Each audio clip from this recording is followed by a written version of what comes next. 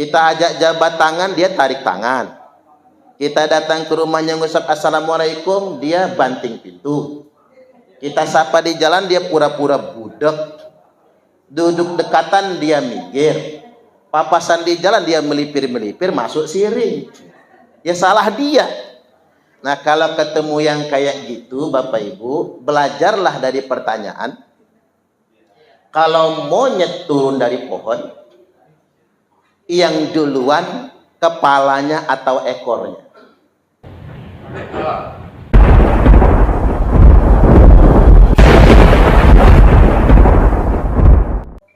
Yang kami hormati, ada Bapak Ibu gurunya, ada? Ya. Orang tua kita, guru-guru kita, guru-guru SMP Negeri 1 Kota Bumi,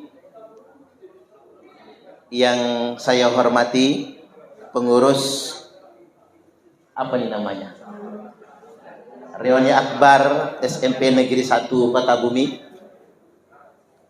bapak-bapak dan ibu-ibu, apa kabar, sehat? Ini mohon waktunya sebentar menyampaikan ceramah. Jadi kalau alumni tahun angkatan ya, Reuni Akbar angkatan 83, berarti saya masih umur 1 tahun itu. Saya ini lahir tanggal 1 Juni 1982. Jadi umur saya masih bayi 1 tahun. Jadi Bapak Ibu ini mungkin kalau saya manggilnya Om Tante ya. Walaupun saya ini karena jadi ustadz agak boros muka ini, agak boros. Itu Pak Heri itu saya manggilnya Mamang. Jadi saya ini lahir Bapak Ibu, halo, lahir di Tanjung Raja, Lampung Utara. Alumni SMP Negeri 1 Tanjung Raja, Lampung Utara. Dan merantau ke Bandar Lampung ini dulu cikal bakalnya karena kuliah. Jadi pada kesempatan kali ini saya diminta Pamanda Heri untuk menyampaikan ceramah. Walaupun kalau dijejer saya sama beliau itu umurnya kayaknya sama ya. Karena beliau awet muda. Rambutnya udah hitam lagi sekarang ini ya.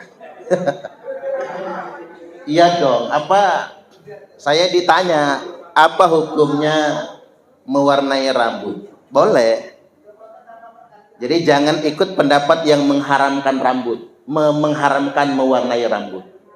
Karena ada hadisnya, ghayyiru sya'rakum, warnai rambut kalian. Sesuatu yang hukum asalnya haram itu nggak akan begitu kalimatnya. Ketika sesuatu itu haram, tidak akan ada kalimat perintah sebelumnya. Nggak akan pakai fi'il amr kalau haram.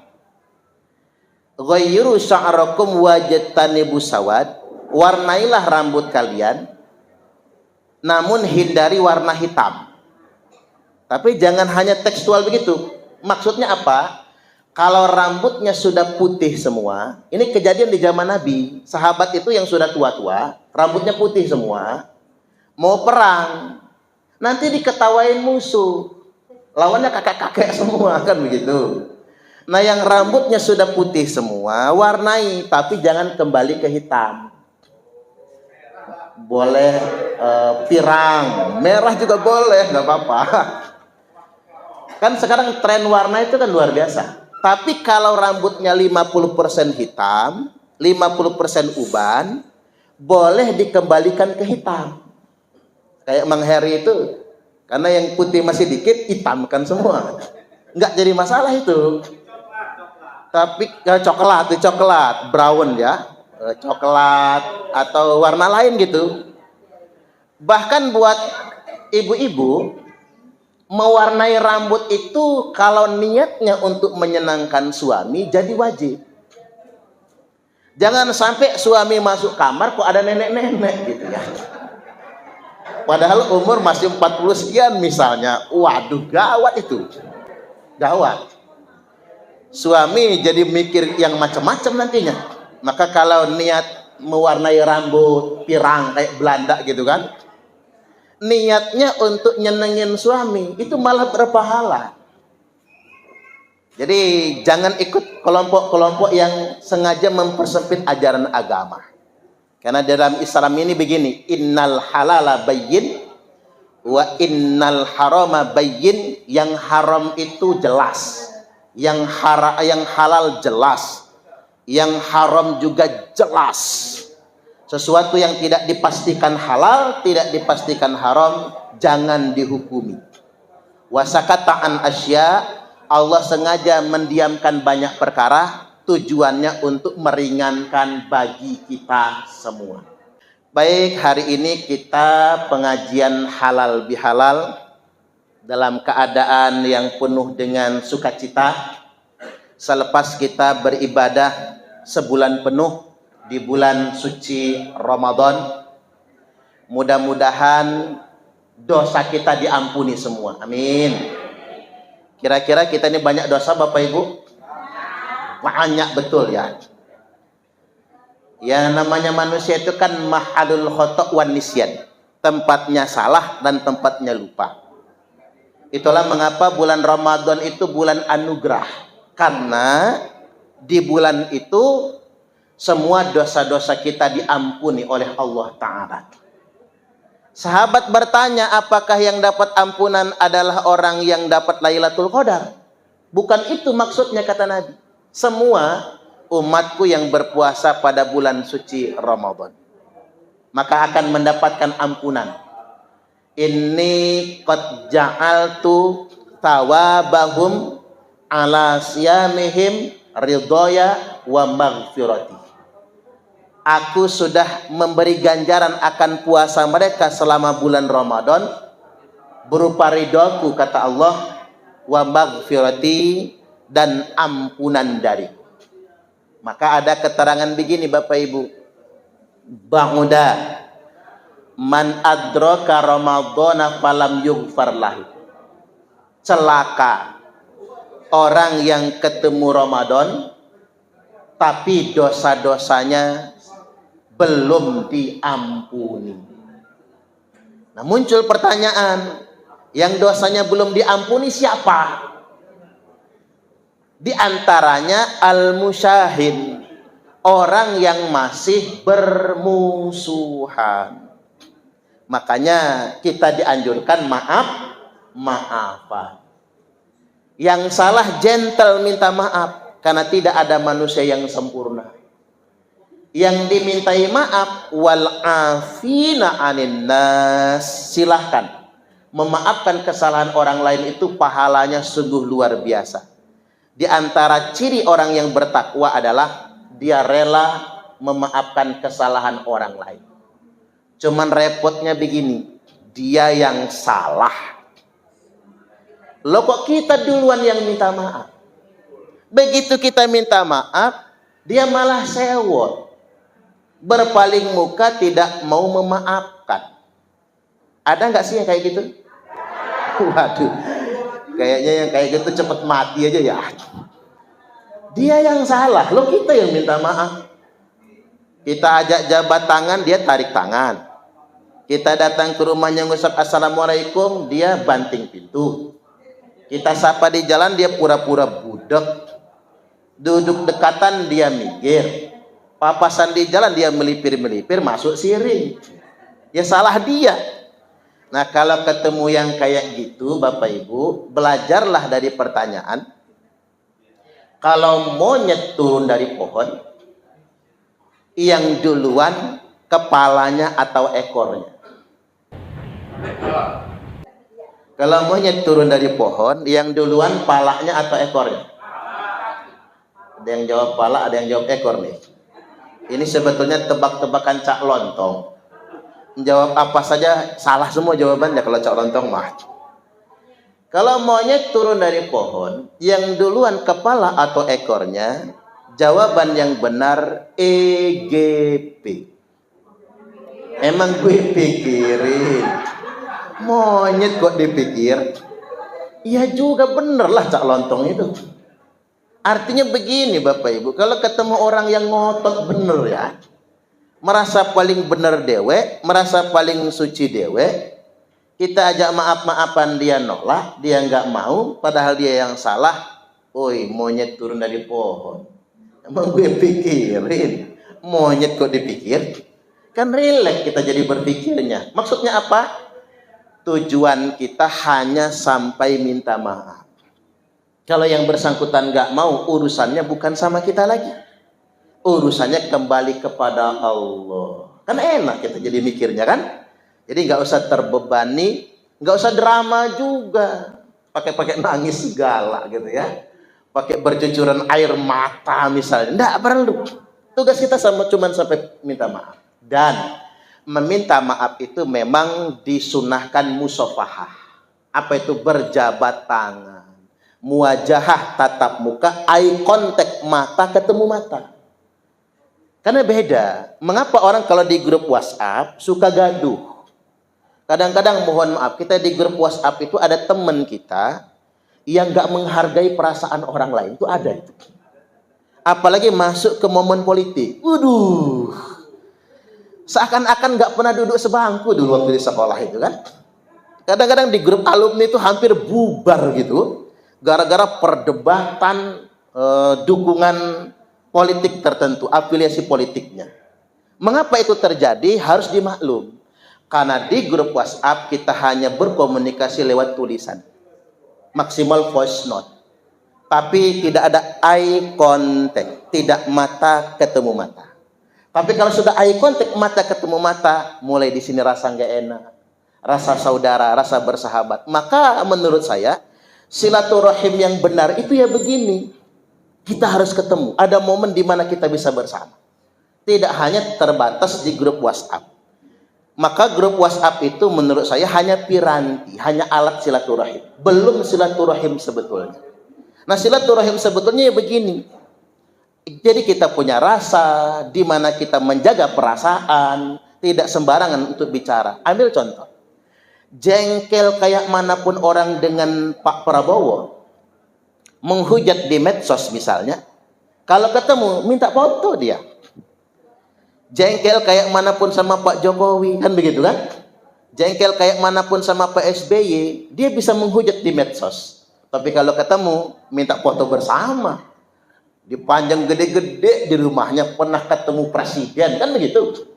Dalam mengapa silaturahim yang sebenarnya itu musafahah, ada jabatan tangan, muwajahah, ada tatapan, ada wajah ketemu wajah, eye contact, mata ketemu mata. Itulah silaturahim.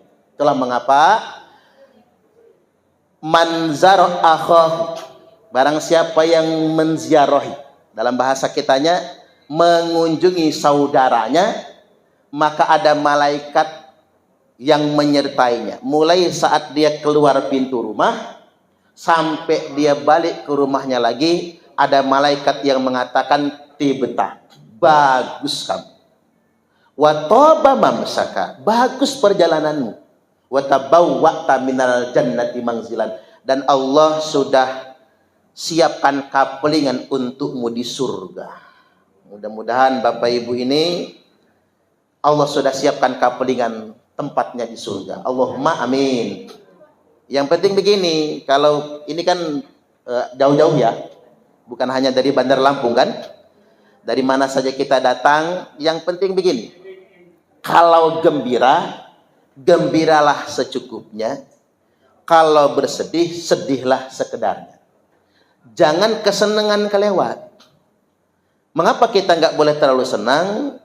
Wa innahu huwa adhaka wa abka.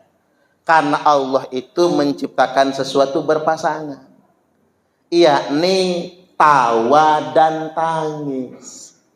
Kalau ketawanya kelewat banyak, ujung-ujungnya nangis. Untuk menghindari tangis duka, maka tertawalah secukupnya, gembiralah secukupnya, jangan berlebih-lebihan. Ini gembira kita yang pertama, mudah-mudahan dosa diampuni. Allahumma amin. Kalimat yang kedua, ba'uda man dzukirta indahu falam yusalli 'alaika.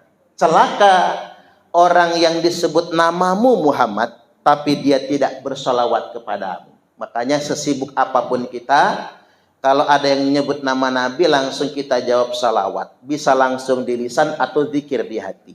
Nabiullah Muhammad sallallahu alaihi wasallam. Nah, yang ketiga, ba'uda man adraka abawaihi indahul kabir au ahadahuma lam yudkhilahul jannah. Celaka orang yang membersamai orang tuanya, dua-duanya atau tinggal sebelah, salah satunya, entah entah entah bapak, entah ibu, indahul kabir, sang ayah sampai di usia lanjut usia, sang mamah sampai di usia senja, lam yudkhilahul jannah, sedangkan anak nggak sempat membuatnya masuk ke dalam surga. Kalau kita ingin sederhanakan, si anak nggak sempat berbakti dengan orang tua.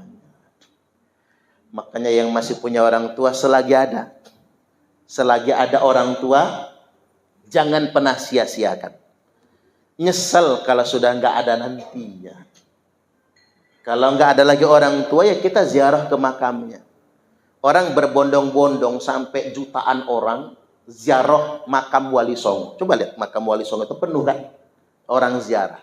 Tapi lupa menziarahi makam bapaknya gitu. Ziarah makam ibunya. Kalau di Ahlus Sunnah wal Jamaah, Bapak Ibu, ziarah ke makam orang tua itu sunnah. Kalau di mazhab Wahabi kan diharam-haramkan ziarah makam itu ya. Padahal kita sunnah. Karena mengapa? Doa di samping makam itu lebih dekat untuk dikabulkan. Ketika kita mengucapkan salam, ahli kubur itu mendengar. Cuman nggak bisa jawab. Ya kalau bisa jawab, bahaya juga, kabur kitanya. Doa di samping makam, nggak dikhususkan, nggak apa-apa, langsung nyampe. Baca Yasin di samping kubur, itu manfaatnya langsung nyampe. Beda dengan kita baca di rumah. Harus diniatkan dan harus dikirimkan, didoakan. Tapi kalau di sana langsung nyampe.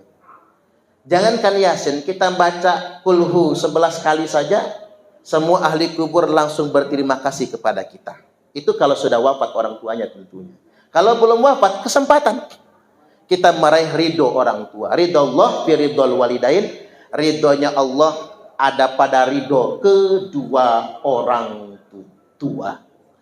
Orang bijak berkata, satu induk ayam bisa mengurus 10 anaknya. Betul tidak kira-kira? Tapi 10 anak ayam tak sanggup mengurus satu induknya. Kalau orang tua kaya, anak diperlakukan seperti raja. Ya kan? Tapi kalau anak yang kaya, orang tua hidup sederhana, orang tua diperlakukan seperti babu. Mudah-mudahan tidak termasuk kita. Pernahkah kita melihat Tuhan tertawa? Pernahkah kita melihat Tuhan tersenyum? Kalau Anda ingin melihat Tuhan tertawa dan tersenyum, buatlah orang tuamu tertawa dan tersenyum. Karena sama saja engkau sudah melihat Tuhan tertawa dan tersenyum. Karena mengapa? Ridhollah fi ridhol walidain. Ridhonya Allah ada pada ridho kedua orang tua. Ibu saya berkata, ibu saya ini nggak bisa bahasa Indonesia, pinternya bahasa Inggris. Kata ibu saya, ame anak lemak, umak dek denak minta. Ame anak sare, umak nangis siang malam. Ini bahasa Inggris Kingston. King itu raja, tentu batu-batu raja. Ame anak lemak, umak dek dia nak minta. Kalau anaknya senang, anaknya kaya, ibu nggak pengen minta. Betul nggak kira-kira? Walaupun kalau dikasih ya mau, kan begitu. Tapi sebaliknya ame anak sare, Umat nangis siang malam. Kalau anaknya susah, siang malam ibu menangis. Tidak ada yang bisa mengalahkan ketulusan seorang ibu. Percayalah. Ya bayar. Maaf ya bu, walaupun suami itu hebat, iyalah kalau belum nikah, rayuannya luar biasa. Aku tidak bisa hidup tanpa kamu. Cinta ditolak, dukun bertindak. Ketiban cinta ditolak, naik flyover dia, the fly to the sky. Bukannya terbang ke langit, malah nyungsep ke aspalan. Luar biasa. Tapi begitu sudah didapat, bini masuk angin minta dikerokin, malah kena marah. Malah digentak, kan begitu. Tetapi begitu pun sebaliknya, setulus-tulusnya istri, Pak, masih tulus ibu kandung. Buktiin aja bapak-bapak tua, stroke, bengek. Udah stroke, bengek, kena prostat, bocor ke lepak, rembes dewek misalnya. Tapi galak, kan ada tipe bapak-bapak itu udah tua masih galak. Istri telat ngambil anduk, marah dia. Istri telat bikin teh, marah. Istri sambil ngaduk teh, ngebatin dia. Kapan matinya orang satu ini? Artinya memang senep di hati. Nggak ada yang bisa mengalahkan ketulusan ibu kandung. Makanya kata orang, gunung itu tinggi. Tapi setinggi-tingginya gunung tetap ada puncaknya. Lautan itu luas sekali, tapi seluas-luasnya lautan tetap ada tepinya. Namun kasih ibu tidak akan pernah berpuncak. Kasih ibu tidak akan pernah bertepi. Kasih ibu kepada beta tak terhingga sepanjang masa. Hanya memberi, tak harap kembali, bagai sang surya menyinari dunia. Satu-satunya manusia yang hanya memberi dan tak harap kembali. Baik, ini bagian akhir ini. Begini Bapak Ibu, Nabi Sallallahu Alaihi Wasallam mengingatkan, sayati zamanun ana ummati, akan datang suatu zaman di tengah-tengah umatku, la ya'rifunal ulama'a illa bitaubin hasan. Nanti umatku itu tidak mengenal ulama kecuali karena pakaian yang bagus saja. Hati-hati. Nabi sudah ingatkan, ulama itu cuma dilihat dari pakaiannya. Orang mengenal ustadz, kiai, ulama hanya dari penampilan, bukan ilmunya. Hati-hati. Artinya maksudnya apa? Akan datang di mana agama hanya jadi kamuflase. Kalau kata wong Palembang, waluyo, wajah lugu ati buayo. Ada waluyo nggak di sini Pak? Nah, kalau ada, maaf kalau ada ya, itu waluyo Palembang. Nek waluyo Jawi ya bagus, tapi kalau waluyo Palembang wajah lugu ati buayo, alias mulyono, muko mulyo ati dak keno, katanya Pak. Nggak sejalan, nggak matching. Ada pantun itu di medsos kan, dari mana datangnya cinta? Wah, dari Facebook turun ke WA. Dari mana datangnya kecewa? Pas ketemu mukanya beda. Di WA, di Facebook glowing skincare. Begitu ketemu burik taunya. Artinya hati-hati, ini zaman kamuflase. Jadi jangan sampai mentang-mentang dia pakai imamah, mentang-mentang pakai jubah putih gitu, gaya kayak nabi, gaya kayak malaikat, tapi kelakuannya tidak mencerminkan ajaran agama. Itulah mengapa Nabi bersabda, abghadul ibad ilallah, hamba Allah yang paling dibenci adalah man kana taubuhu khairan min amali, orang yang pakaiannya lebih istimewa dari kelakuannya. Angtakuna thiyabuhu thiyabal anbiya wa amaluhu amalal jabbarin, pakaiannya pakaian kenabian tapi kelakuannya kelakuan preman. Kan banyak preman berjubah sekarang kan, apalagi di Jakarta banyak betul preman berjubah itu. Dia pakai imamah, dia pakai jubah, tapi kelakuannya kelakuan preman. Nah yang kedua kata Nabi, La ya'rifunal Qur'ana illa bisautin hasan. Mereka tidak mengenal Al-Qur'an kecuali karena suara yang bagus saja. Al-Qur'an itu di akhir zaman Bapak Ibu hanya dijadikan musabaqah, festival dan perlombaan. Bayangkan, habis anggaran triliunan rupiah untuk MTQ. Dari mulai tingkat kecamatan, kabupaten kota, provinsi sampai nasional. Tapi Al-Quran cuma dilombakan, lupa diamalkan. Buktinya apa? Duit MTQ dikorupsi, kan begitu ya. Dana haji dikorupsi. Kita dihadapkan dengan fenomena banyak orang yang ngaku beragama, tapi kelakuannya tidak mencerminkan ajaran agama tersebut. Kalau kata orang begini, puasa Ramadannya tamat, maksiatnya lanjut. Bayar zakatnya banyak, korupsinya tambah banyak. Sholatnya STMJ, sholat terus, maksiat jojong. Hajinya pun haji tomat, berangkat tobat, pulang kumat. Nah terakhir ini, terakhir. Wala ya'budunallaha illa fi syahri Ramadan. Nanti akan tiba suatu masa di mana umat ini hanya rajin ibadahnya pada bulan Ramadan saja. Soleh bulan Ramadan, solehah bulan Ramadan, sholat Ramadan saja. Makanya kata Pak Mahfud MD, emangnya Tuhan di bulan Ramadan sama di luar Ramadan beda tah kata dia. Kadang-kadang kita ke tanah suci Mekah, Pak. Wih, jangan ngomong sembarangan ini, tanah suci Mekah.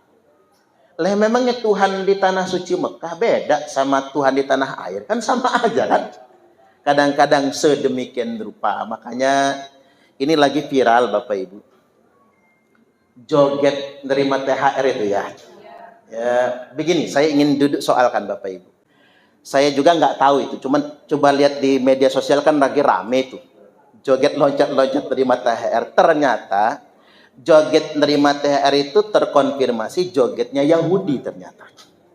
Artinya jangan ikut-ikutan tren. Kita ini kan gara-gara tren, gara-gara viral gitu, gara-gara rame kemudian kita ikut-ikutan. Ada dua jenis joget milik Yahudi, tapi populer di umat Islam. Satu, joget THR itu. Yang kedua, joget yang rangkulan tangan keliling-keliling Bapak Ibu. Yang sering dilakukan oleh para habaib itu. Kan sering nonton kan, habaib joget keliling-keliling itu, Pak. Itu tuh joget Yahudi. Joget Yahudi sering dipopulerkan. Saya ingin sampaikan, karena saya lihat wajah-wajah om tante ini masih banyak yang suka joget juga gitu ya. Saya berpendapat joget nggak haram, tapi usahakan jangan tasabuh dengan gaya Yahudi tadi itu ya.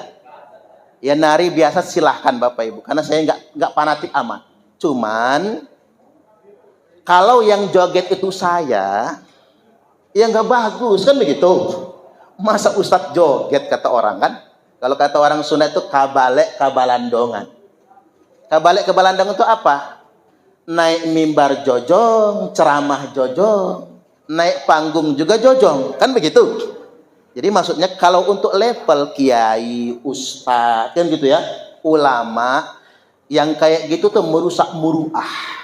Merusak muruah itu kehormatannya jatuh. Kalau kehormatannya jatuh, dia nggak boleh jadi saksi nikah. Tapi kalau buat orang biasa, si kok bagi duo, silahkan. Waktuku kecil, nggak tahu yang mungil-mungil misalnya ya Pak ya. Ya itulah masing-masing sajalah. Cuman hanya saja ada sesuatu yang memang nggak pantas untuk diumumkan bagi kiai, ulama, ustadz, misalnya santri dan lain sebagainya. Dan saya sarankan jangan hanya ikut-ikutan tren yang pada akhirnya terkonfirmasi kan joget THR itu adalah jogetnya Yahudi, di mana kita umat Islam sedang benar-benar bersedih atas kezaliman Yahudi yang telah membombardir Palestina. Seakan-akan kalau kita joget kayak gitu, kita sedang bersenang-senang di atas penderitaan orang lain.